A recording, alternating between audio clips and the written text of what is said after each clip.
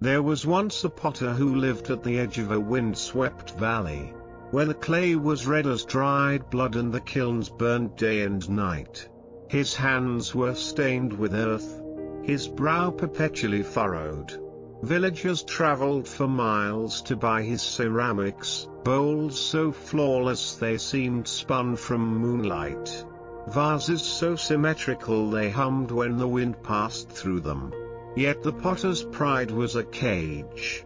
He kept his finest piece, a bowl as thin as a maple leaf, on a silk pillow in his workshop. He would stare at it for hours, terrified a stray breath might shatter it. Perfection, he believed, was a fortress against decay. One autumn evening, a monk appeared at his door, her robes patched with autumn leaves. She pointed to the bowl and said, "Make me one that cannot break." The potter laughed. "Nothing is unbreakable." The monk tilted her head. "Then why do you cling to this?" He stiffened, but her gaze held him. For 3 days, he toiled, mixing clay with crushed gemstones, firing it in a kiln hotter than vengeance. When he presented the new bowl, the monk struck it with her staff. It shattered. "Again," she said. He tried thicker clay, reinforced with iron. She shattered it. He tried weaving filaments of glass. She shattered it. By the 7th attempt, the potter's hands shook. "You ask the impossible," he cried. The monk wordlessly led him to a river, where shards of ancient pottery glinted beneath the water. "Look," she said. Centuries of currents had worn them smooth.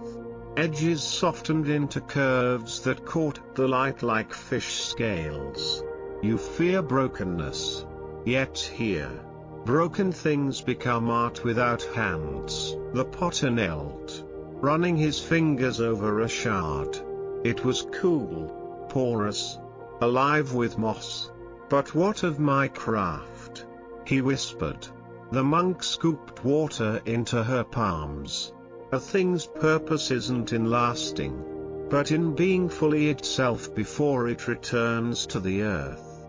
Your bowl was never meant to be a monument, only to hold."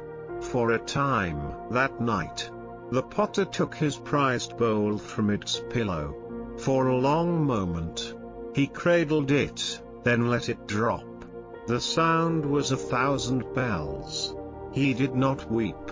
Instead, he gathered the pieces and pressed them into a new lump of clay, marbled with fractures. When he shaped it into a vessel, the cracks shimmered like veins of gold. Years later, travelers still came for his ceramics. But now, they marveled at how each piece seemed to hold the memory of fire and river, of breaking and becoming. The potter smiled, his hands no longer trembling. He'd learned that to be unbreakable is not to resist the blow, but to let the cracks become where the light enters, and depart.